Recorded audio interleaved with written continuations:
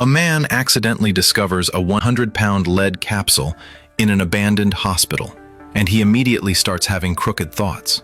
He tells his companion to take out the toolkit right away, and in no time, they pry open the tightly sealed bottom of the lead capsule, pulling out a core containing radioactive elements from within. Right after that, the two of them deliver the core to a scrapyard. Evanildo, the scrapyard owner, doesn't recognize the object either, but he doesn't refuse it and accepts it for recycling right away. At this moment, they have no idea how serious the situation is, and the young man is over the moon the instant he gets the money. What's terrifying is that the ignorant Evanildo thinks he's scored a great deal, unaware that he's about to pay a devastating price for it. Even more frightening is that two employees at the scrapyard take apart the lethal object that very night. Just as Evanildo is turning off the lights to head home for the evening, he notices something unusual and rushes over to check it out. He discovers a beautiful blue glow emitting from inside, and he immediately picks it up to examine it closely, thinking he's picked up a rare treasure today. To prevent this treasure from being stolen, he actually puts it in a bag and takes it straight home.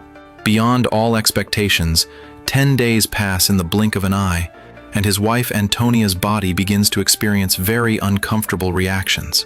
But he can't even be bothered to look after his wife, as he's more concerned with asking her for the blue glowing canister. Hey, by the way, have you seen my shiny pot around? Shiny pot what?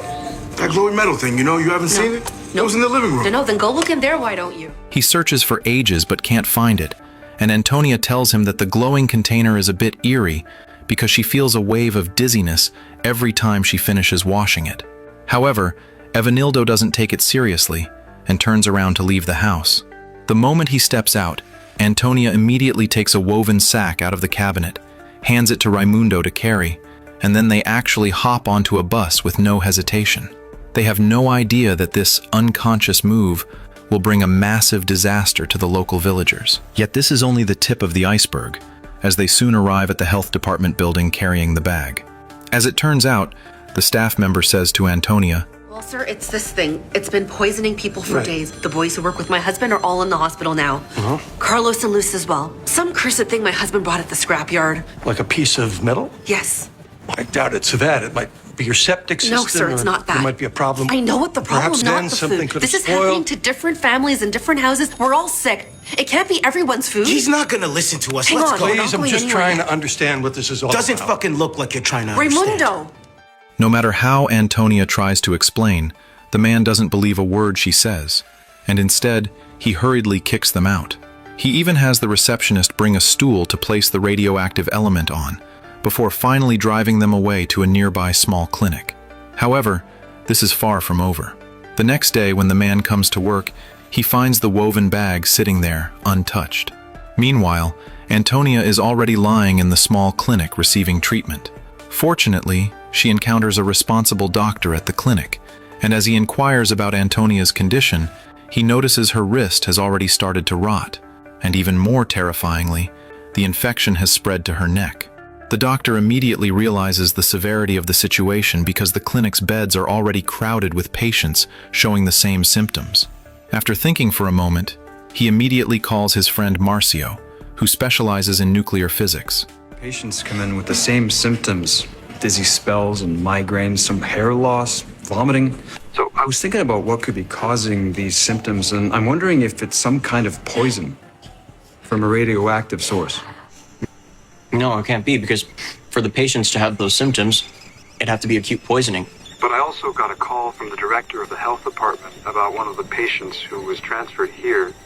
And she's blaming it on some kind of capsule that she left over at the health department. Look, since you're in town anyway, would you mind popping over there for me? Marcio instantly feels that something is very wrong. To confirm whether it is indeed nuclear radiation, he grabs a scintillation counter and rushes to the scene. At the same time, the receptionist at the health department also feels something is off and calls the fire department for help immediately. But as Marcio's team nears the clinic, they get stuck in a massive traffic jam, and the device immediately starts beeping an alarm.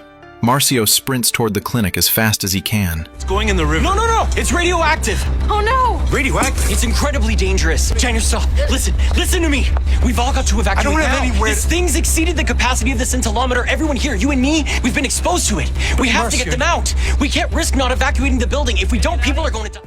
It is only then that the man completely loses his cool, rushing inside to trigger the alarm and evacuate everyone from the health department immediately. The firefighters also leave the bag untouched on the stool, but everything is already too late. Marcio immediately grills the man about the source of the radioactive element, and luckily, he had made a detailed registration for Antonia at the time. The two of them don't waste a single second and drive straight to the scrapyard. But as soon as they reach the entrance, the meter hits the maximum level. Without even having time to put on any protection, they rush to find Evanildo for questioning. Evanildo, my man, Evanildo. You're talking to him. Yeah. Mr. Evanildo, we're from the health department. Your wife, Mrs. Antonia, she brought something to us. You know about this? The item in question is incredibly dangerous. It's emitting radiation and has already contaminated this place. Police. Look, if you don't have anything you want to sell, the exit's that way. Have a good one. Your wife's still in the hospital, right? Other affected people are being treated there too.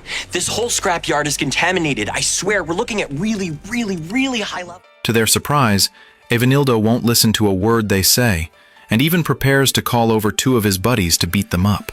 No matter how Marcio tries to reason with him, Evanildo simply refuses to listen. In the end, Marcio only manages to find out where the radioactive element came from. The two of them head straight to the abandoned hospital, only to find that the radiotherapy machine inside has long since been reduced to nothing but a hollow steel frame. What infuriates Marcio is how medical professionals could just abandon such a lethal object and leave it unattended. Seeing the situation spiral out of control, they immediately seek out the city's health minister, Souza.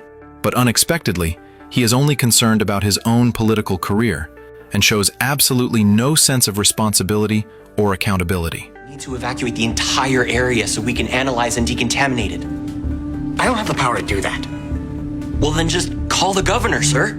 What if it's nothing? Will you take responsibility if it turns out there's no danger? Listen, sir, I can promise you what we're dealing with is not nothing. Mr. Secretary, please. The readings outside the yard are already far above normal. Now, can you repeat the name of the clinic for me? One more time, please. The Goiânia Radiotherapy Institute.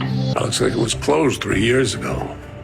There was indeed a cobalt machine there, but our records say it was removed from the site. Sure, Doctor? Because I was just there, and I saw an abandoned shell.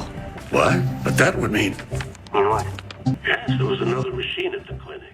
To convince Souza of the gravity of the situation, Marcio immediately dials the number of Dr. Orenstein from the National Nuclear Department. Upon hearing the response, Marcio is completely stunned. Dr. Orenstein is even more shocked and tells Marcio to evacuate the crowd first, promising to head to the cesium-137 leak site immediately. To avoid any responsibility or risk, Souza takes Marcio directly to the governor's office. Marcio immediately explains the severity of the incident to Governor Roberto. After hearing the news, Roberto immediately clears out the city's largest stadium to quarantine the radiated citizens. Meanwhile, at Evanildo's house, he is still having a gathering with relatives when a knock suddenly comes from the door. But when he opens the door, he is totally dumbfounded as a swarm of police officers appears outside. Yet Evanildo is still prepared to go head-to-head with the officers at this point. But just then, there is a sudden twist in the situation. Mommy, my head hurts. Realizing things aren't right, Evanildo finally leads his family onto the quarantine vehicle. By now, severe hair loss has started to appear on the back of his head. Soon, they are successfully transported to the quarantine zone. However, the quarantine work has only just begun, because hundreds of radiated individuals are completely untraceable. In an instant, Dr. Orenstein from the Nuclear Commission arrives on the scene, and Marcio provides the professor with a detailed report on the specifics of the cesium leak once again. Not only does Dr. Orenstein customize a perfect plan on the spot, but he also brings a more advanced precision instrument. They rush to the health bureau overnight, but beyond all expectations, the test results leave Dr. Orenstein in utter shock. He immediately explains the situation to Roberto. Soon, a crane lowers a concrete pipe over the cesium-137 and pours in a massive amount of cement. But this is only a temporary emergency measure because the blue fluorescent powder has already started to spread continuously, leaving a huge amount of dust at the scrapyard. Little do they know that the following twist will completely exceed anyone's expectations. While Marcio is conducting investigations among the radiation quarantine patients, he shockingly discovers that Raimundo had carried the radioactive element onto a bus. But before he even has a chance to clarify the situation, Evanildo takes Raimundo away directly. Marcio instantly realizes the gravity of the situation. But what worries me the most is that Antonia and Raimundo took a bus from 26A Street to the health department, carrying the open source in a bag. How long ago? 2 days. So we have a radioactive vehicle that's been roaming the city for 2 days? We should close all the routes right away, shut down public transportation. Stop all public transportation for one lousy bus, Doctor? Let's slow down a bit. Governor. And immediately finds Dr. Orenstein to report the emergency in time. Unexpectedly, Roberto flatly refuses the nuclear department's plan because he is afraid it might impact his political career. Souza even adds fuel to the fire by scolding Dr. Orenstein. Dr. Orenstein can only shake his head in frustration. Immediately following that, Roberto and Souza storm out and slam the door, leaving the elderly Dr. Orenstein stranded in the office. Seeing that waiting any longer will only result in more civilian victims, right at that moment, Marcio proposes an emergency contingency plan. He doesn't dare to delay for a single second and turns around to head to the town hospital. Taking advantage of the gap while conducting tests for Antonia, he asks her about the detailed route of the bus ride. Fortunately, Antonia quickly informs him of the boarding location and the bus route. Meanwhile, on another hospital bed, the scavenger's arm suddenly becomes racked with unbearable pain. Seeing this, the nurse immediately injects him with a vial of sedative before his emotions finally stabilize for the time being. However, it is not over yet. Soon, with everyone working together, the man is lifted onto the ambulance, while all the radiated individuals from the clinic are packed into the back. And in that era of scarce resources, due to the lack of alcohol and medicine, Brazil's economy plummeted, triggering a wave of layoffs. Doctors and nurses actually start protesting for their unpaid wages at the hospital gate. And seeing this, the ambulance drives straight through the crowd. At this moment, none of the hundreds of people present are wearing masks, except for the director who wears a single cloth mask. He personally receives the quarantined personnel. Coincidentally, Evanildo's group is also being transferred from the stadium to the defunct hospital, while that scavenger is left behind in the ambulance. At this time, the staff members are only focused on transferring the quarantined patients, completely ignoring whether the man in the ambulance lives or dies. Subsequently, dozens of radiated patients are locked into isolation rooms. The moment the officer shuts the door, Evanildo immediately senses that something is wrong. Evanildo tries to escape through the restroom, only to find that all the toilets in the quarantine area have been shut down. This sends him into a sudden fit of rage, and he immediately rounds up several other patients, preparing to bash the door open by force. Meanwhile, the outside of the hospital has already been blocked so tightly that not even a drop of water could trickle through. The man inside the ambulance, however, is suffering from severe dehydration, lacking even the strength to cry out for help. Fortunately, the state has dispatched 3 doctors with radiation rescue experience from the capital, and they happen to arrive at the defunct hospital just in time. Just then, the detection equipment lets out an alarm, and after a careful search, Eduardo hurriedly flings open the ambulance door to begin resuscitating the man. Loureiro also urgently calls for backup, yet not a single one of the hundreds of doctors present offers a helping hand, because they have long since tossed their duty to save lives to the back of their minds. In the blink of an eye, Eduardo carries the man to the isolation room, but Evanildo is still making a scene in the quarantine area without pause. At this life-or-death juncture, the director arrives just in time to defuse the crisis. The man is also carried into the quarantine area, and luckily, after a round of emergency treatment by the doctors, he is pulled back from the brink of death. Meanwhile, Evanildo is left completely dumbstruck by the shock. But things are not that simple at all. Due to the inaction of the relevant authorities, Dr. Orenstein has no choice but to personally inspect the contaminated zone. What's terrifying, however, is that soon enough, the device in Paula's hand sounds the alarm once again. Dr. Orenstein realizes immediately that someone has dumped cesium-137 into the sewers. Paula takes the instrument and starts checking along the sewers immediately, only to discover a small river. But as Paula questions a woman, her words leave them utterly shocked, as all the villagers' drinking water and sewage are mixed together in this very river. Even more horrifyingly, an even more terrifying scene unfolds as Dr. Orenstein and Paula enter this villager's home for an inspection. The woman has actually treated the radioactive elements directly as a religious offering. This frightens Dr. Orenstein and Paula so much that they completely lose their composure. On the other side, Marcio quickly tracks down the contaminated bus, but the moment he starts explaining to the crowd, it instantly triggers a riot. Seeing that he cannot suppress the crowd at all, Marcio immediately explains the dangers of nuclear radiation to the bus driver. Fortunately, the driver is a righteous man who does not open the doors without permission, but instead drives the bus straight to the quarantine zone. However, at this time, Governor Roberto is still spreading fake news in front of the media, stating that all contaminated personnel have already been quarantined. As it turns out, before he can even finish his speech, Marcio arrives escorting a whole busload of contaminated passengers. A clever reporter takes advantage of this gap and shoves the microphone right in front of Marcio. Marcio also leverages the power of the media, hoping that more citizens exposed to cesium-137 radiation will come forward for treatment. Meanwhile, Roberto is still only thinking about his political career.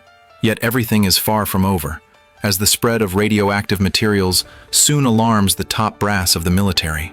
At this point, even the doctors find themselves at their wits' end. What's worse, however, is that Dr. Orenstein and Paula report an even more severe disaster to Roberto. To make matters even more hair-raising, a heavy rain begins to pour from the sky at this exact moment. While driving, Marcio is shocked to find that the radiation detector suddenly emits a burst of alarm sounds. Just as a truck passes by, Marcio instantly senses that something is wrong, and without a word, he pulls a U-turn on the spot, forcibly cutting off the normally driving heavy truck. When Paula checks it with the detection instrument, the meter hits the maximum level once again. Marcio doesn't dare to delay for a second, immediately clarifying the truck's point of origin, and in an instant, he has the driver lead the way to the scrap packaging station. To their even greater surprise, every single waste cardboard box at the packaging station has been severely contaminated by cesium-137. Upon hearing this, the owner is completely dumbfounded. Beyond all expectations, another scrapyard owner named João has actually treated the blue glowing nuclear precision equipment as a treasure.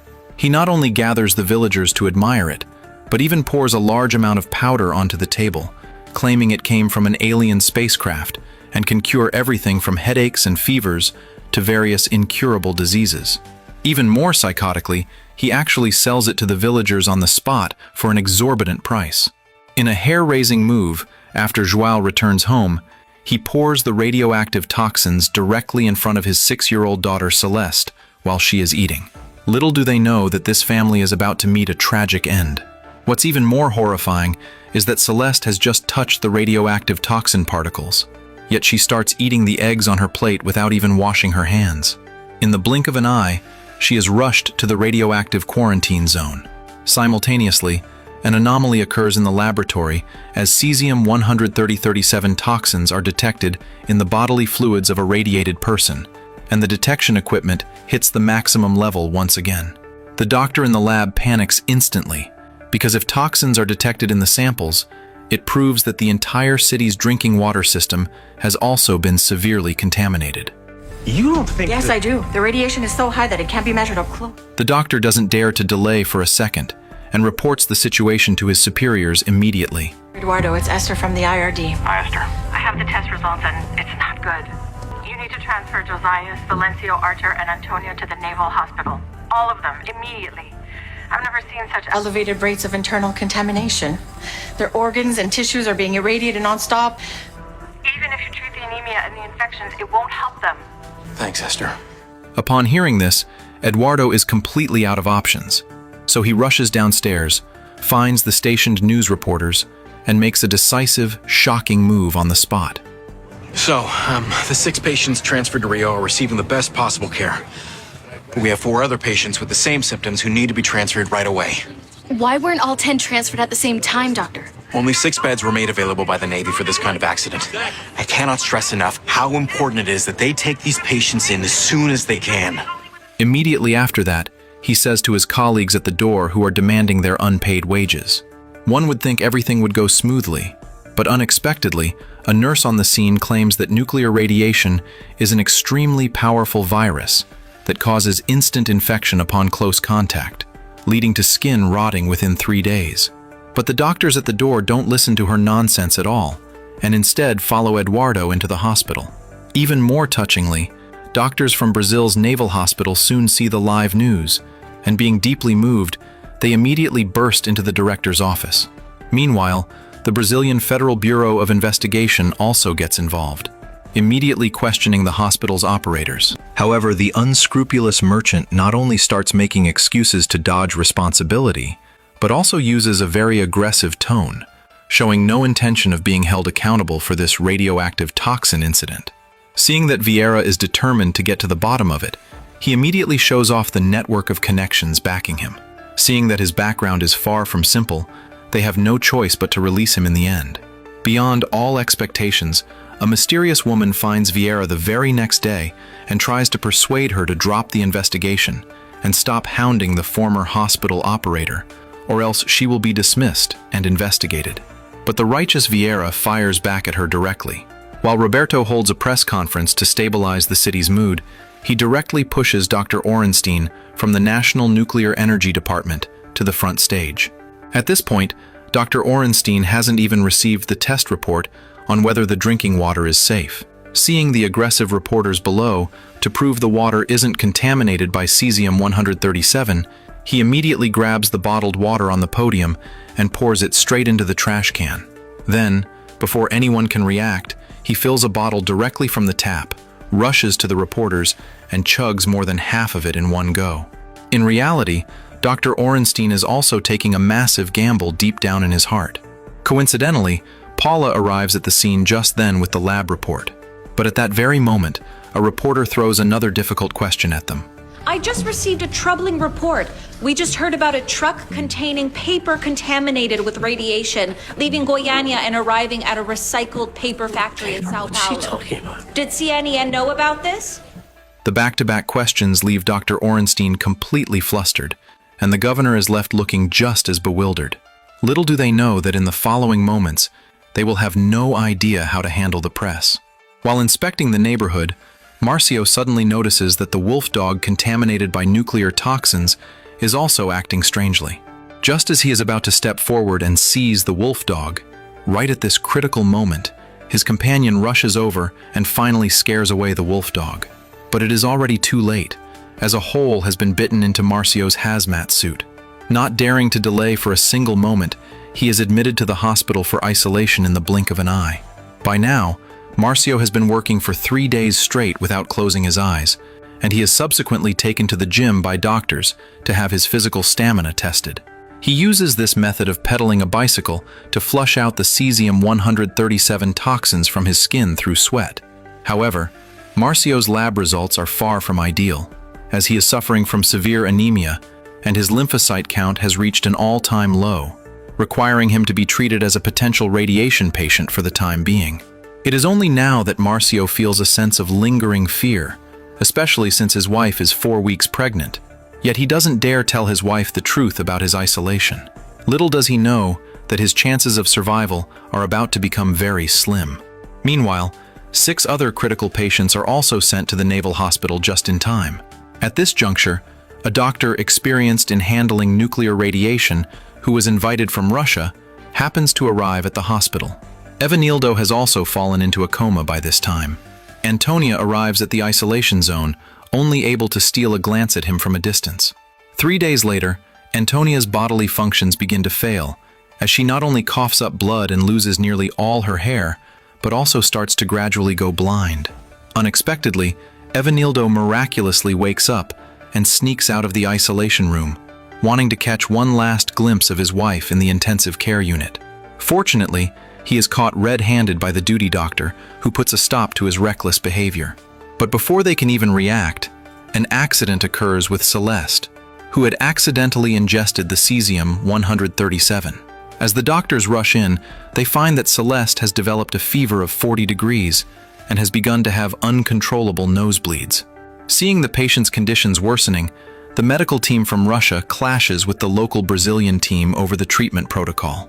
The Russian doctors believe in adopting a conservative treatment method, while the Brazilian doctors want to gamble on the latest techniques. Right at this moment, Dr. Joanna brings a piece of good news. However, the Russian doctors still insist on their conservative approach, claiming they have handled the Chernobyl nuclear disaster before. The two teams reach another deadlock just like that. In order to determine the best treatment plan as quickly as possible, both sides hold one final exchange that afternoon. Ultimately, the negotiation results in the adoption of Eduardo's risky treatment method, and he is now betting his entire career on it. The first critical patient to undergo this treatment is that very scavenger. Meanwhile, Roberto begins to dodge his responsibilities once again on the other side.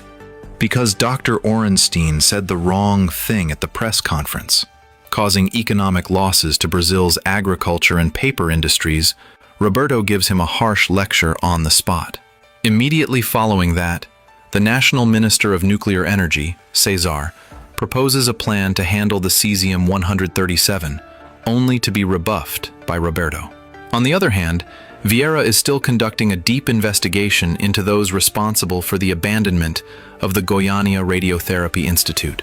Seeing that everyone is passing the buck, You removed the fencing, roof tiles, doors, and window frames from the clinic you used to co-own. But you left a bunch of cesium there. I removed the doors, sure, but they didn't let me take them. You saw the numbers. I came out with next to nothing from my share in the clinic.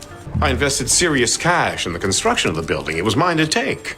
You ever think how that building would have been more secure if it had some doors, windows, and a roof? How could I have known the machine was still there? My former associates were in a rush to dump that thing. I bet you anything they left it behind on purpose. They solved the problem and it didn't cost them a thing. she interrogates a key figure the very next day.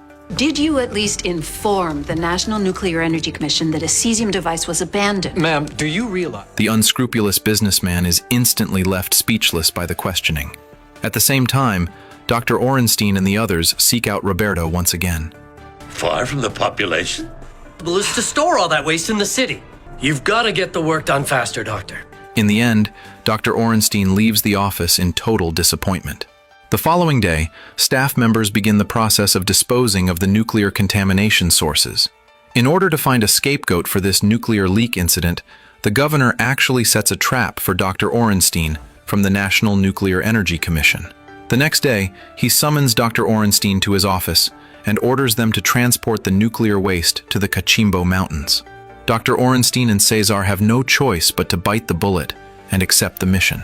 However, the next day, several tribal chiefs from the Cachimbo Mountains appear on the streets of the capital to stage a protest. Immediately, Roberto devises a second contingency plan. Soon, construction sites are selected and projects are rushed in various locations. Immediately after being discharged from the hospital, Marcio takes on the responsibility of leading the nuclear waste transportation. Under his supervision, concrete blocks weighing tens of thousands of tons are quickly hoisted onto trucks. Just as they think everything is going to proceed smoothly, the transport truck hasn't driven very far before it is intercepted by tens of thousands of villagers. Seeing the crowd growing larger, Dr. Orenstein has no choice but to go down and communicate with the village chief personally. We're just trying to get by with the truck. You and your truck can go right back home. You're not getting through. Listen, we don't pose any danger to you. I don't care. We're not gonna let you come in and bury a bomb on our land. That's not what we're doing. It's perfectly safe for you. Oh yeah? Then go bury it at... Realizing that communication is futile, the group can only turn around and head back. Even more unexpectedly, Roberto actually shows up at the scene to conduct another round of negotiations with the village chief. But things are not that simple.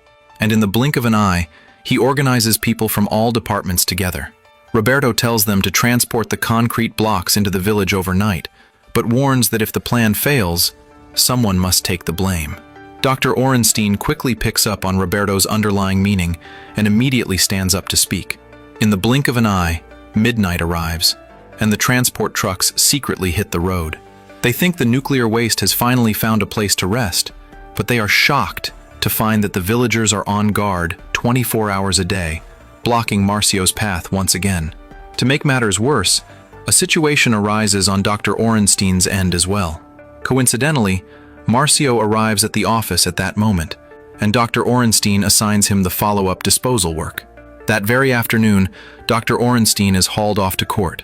As it turns out, I worked hard, I was careful, and I was thorough. If I had done something to keep that cesium machine enclosed, instead of left out in the open, then 4 people would still be alive and with us. I was there when 2 of them were laid to rest. Before Dr. Orenstein even arrived at the court, an accident occurred at the hospital. Celeste and 3 other critical patients have unfortunately passed away from emphysema, caused by the cesium-137 radiation. However, a conflict breaks out just as they are preparing for the burial. Fortunately, they are eventually buried successfully in the public cemetery. At the same time, Ivanildo has recovered his health at the hospital. However, at this very moment, his heart is filled with immense regret. Afterward, he finds João, but at this point, João doesn't even want to lay eyes on Ivanildo, because it was precisely because of Ivanildo that his daughter tragically passed away. Immediately after, Ivanildo actually starts shifting the blame onto that canister. Not a day goes by that I don't think, if I hadn't done that, none of this would have happened. At this point, João doesn't know how to handle the situation either, because he simply cannot accept the news of his daughter's passing. However, the story does not end there. In the end, Dr. Orenstein does not take the fall for the governor, and the nuclear waste is properly disposed of. Ivanildo and João are also discharged from the hospital after recovering shortly thereafter. And take care of yourselves. With all due respect, Doc, we've always taken care of ourselves. It's the guys in power you gotta watch. Who are they looking out for? That is the full story of Radioactive Emergency, and I will see you in the next episode.